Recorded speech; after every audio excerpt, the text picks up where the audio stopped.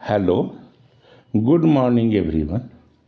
एनईजी wisdom point के mathematics की इस सहज क्लास में आप सभी का स्वागत है। हमारी गणना हमारे देश में शून्य की खोज के साथ शुरू हुई। आज हम मैथमेटिक्स के साथ लगभग आत्मनिर्भर हैं। मैथमेटिक्स में जटिल कैलकुलेशन को सहज बनाने में परसेंटेज की भूमिका सर्वमान्य है। आज जितने भी प्रतियोगी परीक्षा का आयोजन किया जाता है, लगभग सभी में इस योद्धा से संबंधित अवश्य ही प्रश्न पूछे जाते हैं। तो आइए जानते हैं परसेंटेज के विषय में। परसेंटेज दो शब्दों से मिलकर बना है, पर प्लस सेंट। पर मीन्स प्रति एंड सेंट मीन्स शतक यानी 100 के रिस्पेक्ट में प्रदत्त संख्या का आकलन परसेंटेज कहलाता है। जैसे इसे हम एक एग्जाम्पल से समझते हैं। राम अपनी आमदनी का 20% बच्चों की पढ़ाई में, 10% बच्चों के कपड़े इत्यादि में, 25% वह भोजन और इत्यादि पर, 5% मोबाइल इत्यादि पर, 15% पेट्रोल एवं कुकिंग गैस तथा हरी सब्जियों इत्यादि पर, तथा 5% बच्चों के पठन सामग्री एवं स्टेशनरी इत्यादि पर खर्च करता है। यदि वह महीने के अंत में 1600 रुपये बचाता है तो राम की आमदनी कितनी है? इस प्रश्न को हल करने का सर्वश्रेष्ठ तरीका ये हो सकता है कि प्रश्न में जितने भी दिए गए परसेंटेज हैं उनको आप जोड़ दें।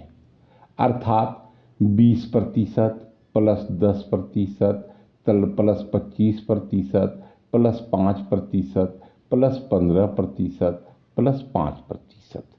आपका योगफल बना 80%।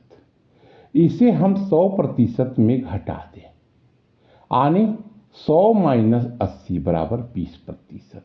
मीन्स राम ने अपनी आमदनी का 80% विभिन्न मदों पर खर्च तो कर दिया, साथ ही साथ 20% बचाया भी है, जैसा कि प्रश्न में दिया गया है।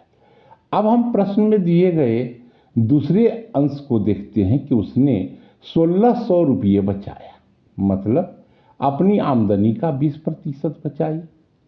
तो हम उसकी कुल आमदनी जानने के लिए एक सहज फार्मूला लगाते हैं।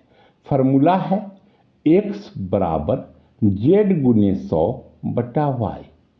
यानी राम की कुल आय को यदि हम x मानते हैं तथा उसने 20% मीन्स y% बचाता है तथा z मीन्स 1600 रुपये बचाता है, तो यहाँ इस फार्मूले पर हम इन्हें रखते हैं तो मेरा आंसर आता है 8000 रुपये।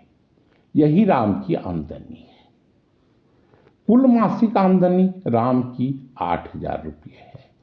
अब हम सब इसी फार्मूला से उसके द्वारा खर्च की गई राशि को भी जान लेते हैं। राम ने 20% बच्चों की पढ़ाई पर यानी 1600 रुपये, 10% बच्चों के कपड़ों पर मीन्स 800 रुपये, 25% भोजन इत्यादि पर मीन्स 2000 रुपये, 5% मोबाइल इत्यादि पर मीन्स 400 रुपये, 15% petrol cooking gas green vegetable इत्यादि पर मीन्स 1200 रुपये, 5% स्टेशनरी इत्यादि पर मीन्स 400 रुपये खर्च करता है ना?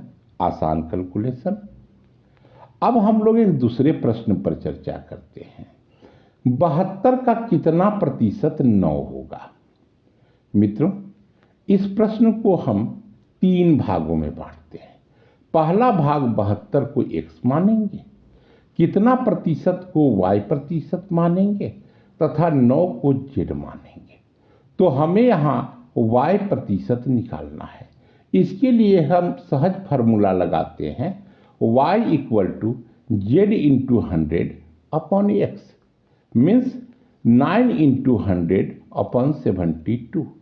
अगर आप इसे कैलकुलेट करेंगे तो आपका आंसर आएगा 12.5%। अब एक और मजेदार प्रश्न पर चर्चा करते हैं। श्रीमान के वेतन में पहले 10% कमी की गई, फिर उसके वेतन में 10% की वृद्धि होती है। अब उसके पहले के वेतन के सापेक्ष उसे कितना प्रतिशत लाभ या हानि होता है? मित्रों, इस तरह के प्रश्न के उत्तर के लिए आपको कुछ नहीं करना है। सिर्फ एक बात यहाँ याद रखें कि इस प्रकार की गणना में हमेशा हानि ही होती है, और वो भी सिर्फ 1% की। कैसे, आइए जानते हैं। यदि श्रीमान का वेतन 100 रुपये था, अब उसके वेतन में 10% मीन्स 10 रुपये की कमी की गई, तो उसका वेतन हुआ 100 माइनस 10 इक्वल टू 90 रुपये।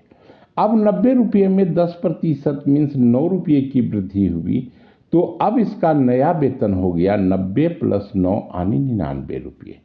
उसका प्रारंभिक वेतन 100 रुपये थे, तो नए वेतन से 1 रुपया यानी 1% कम हो गया, तो हुई ना उसे 1% की हानि। आपके लिए परसेंटेज को अच्छी तरह से समझना अति आवश्यक है। एनईजी विजडम पॉइंट आपको सरल ढंग से मैथमेटिक्स को समझाएगा, बस आप समझने को उत्सुक रहें। तो मिलते हैं परसेंटेज के दूसरे क्लास में। धन्यवाद।